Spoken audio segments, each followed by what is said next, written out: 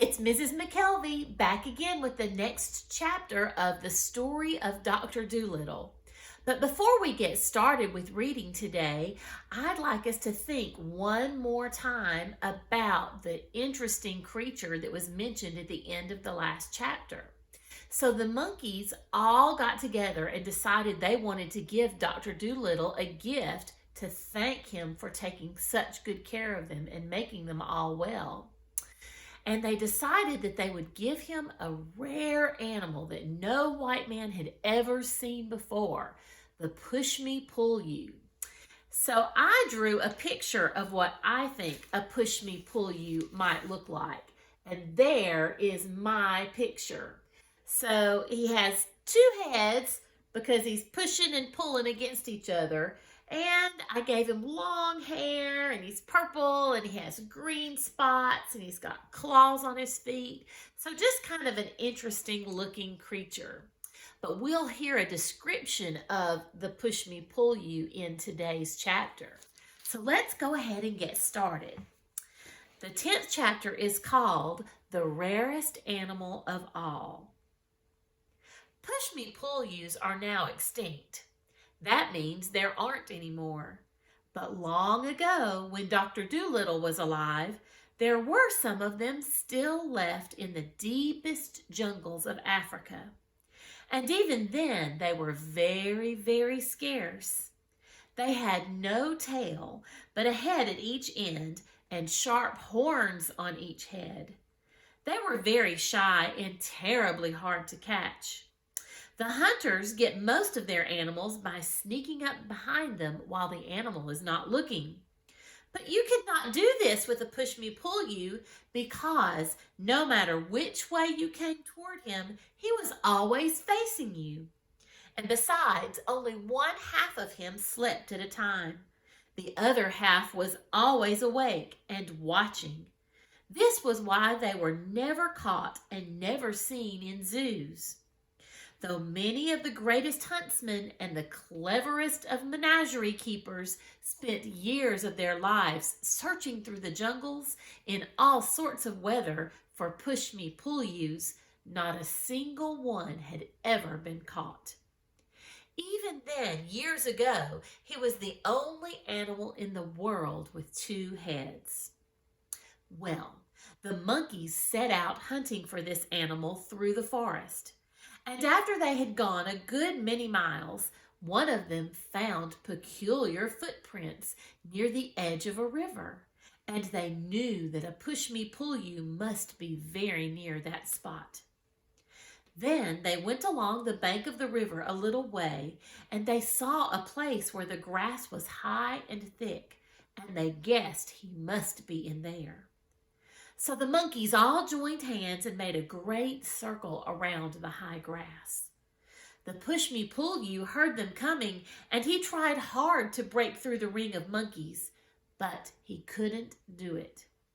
When he saw that it was no use trying to escape, he sat down and waited to see what they wanted. They asked him if he would go with Dr. Dolittle and be put on show in the land of the white men. But he shook both his heads hard and said, "Certainly not." They explained to him that he would not be shut up in the menagerie, but he would just be looked at. They told him that the doctor was a very kind man, but hadn't any money, and people would pay to see a two-headed animal, and the doctor would get rich and could pay for the boat he had borrowed to come to Africa in. But he answered, "No, you know how shy I am. I hate being stared at." And he almost began to cry. Then for 3 days they tried to persuade him.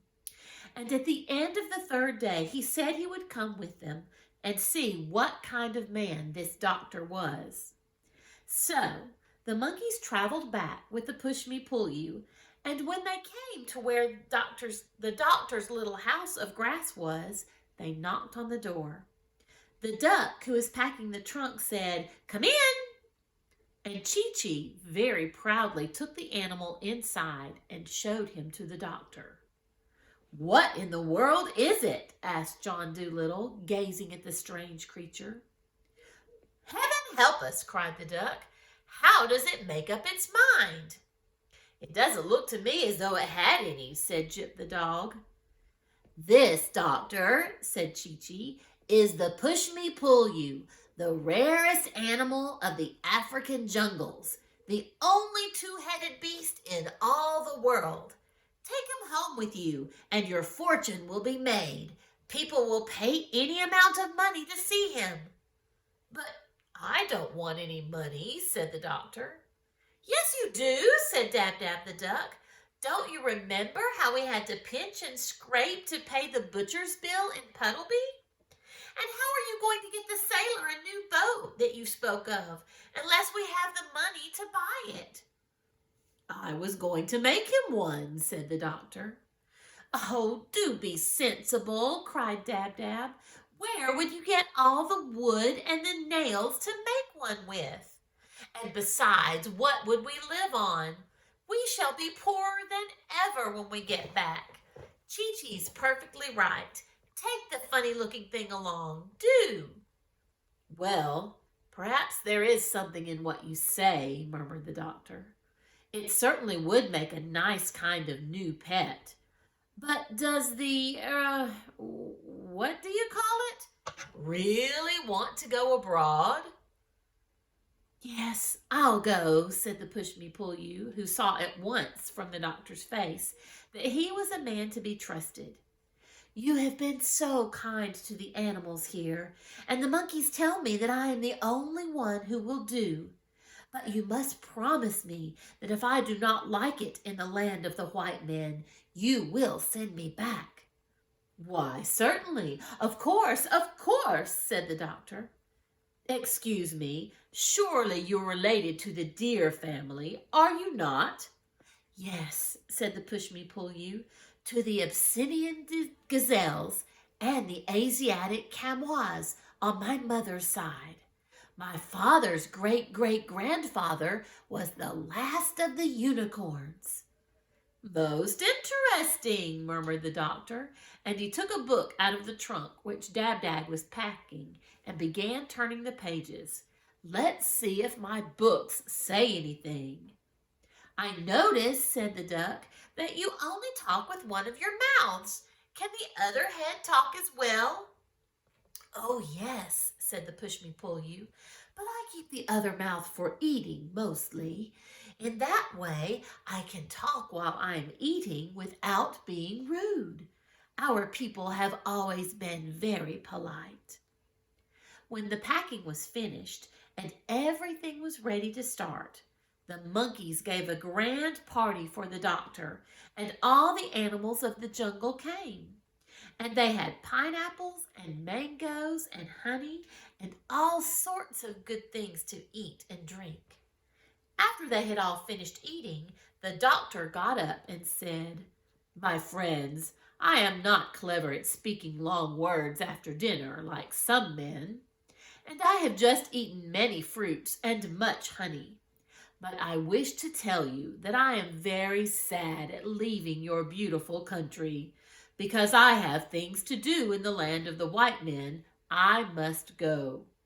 After I have gone, remember to never let the flies settle on your food before you eat it. And do not sleep on the ground when the rains are coming. I hope you will all live happily ever after. When the doctor stopped speaking and sat down, all the monkeys clapped their hands a long time and said to one another, Let it be remembered always among our people that he sat and ate with us here under the trees, for surely he is the greatest of men.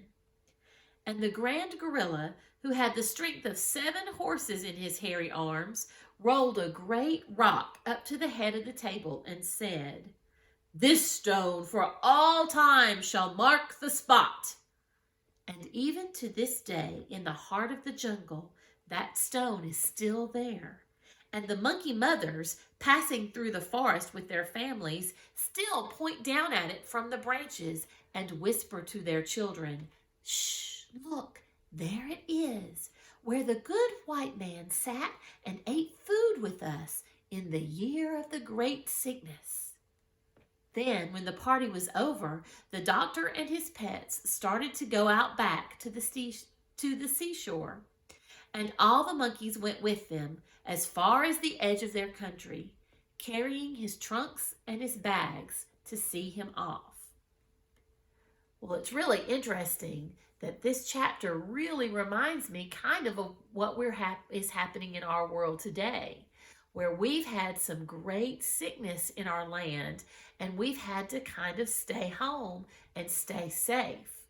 So I thought our thinking for today that it might be interesting to make a page about the time that we've been safe at home. Some people are feeling a little stuck at home, but I think it's good for us to remember that we're actually safe at home. And so I made a little mind map to kind of help me think about and remember the things I've been doing while I've been safe at home. I've been using an app called Duolingo to learn how to speak Spanish, a new language, kind of like Dr. Dolittle learned to speak the language of all the animals. And I've been learning how to use Google Meet to talk with my students.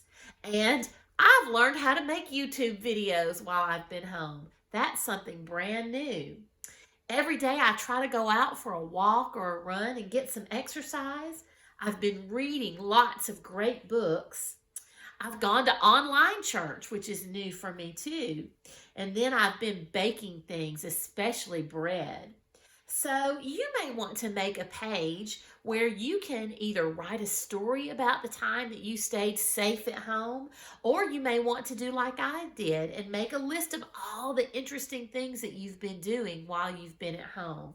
And then I put the date, April 2020, on it, so I'd always be able to remember. And even the booklet that we've made might be something you decide you want to keep to remember this time that we were all safe at home. Well, I can't wait to hear what you came up with. I'll see you next time. Bye-bye.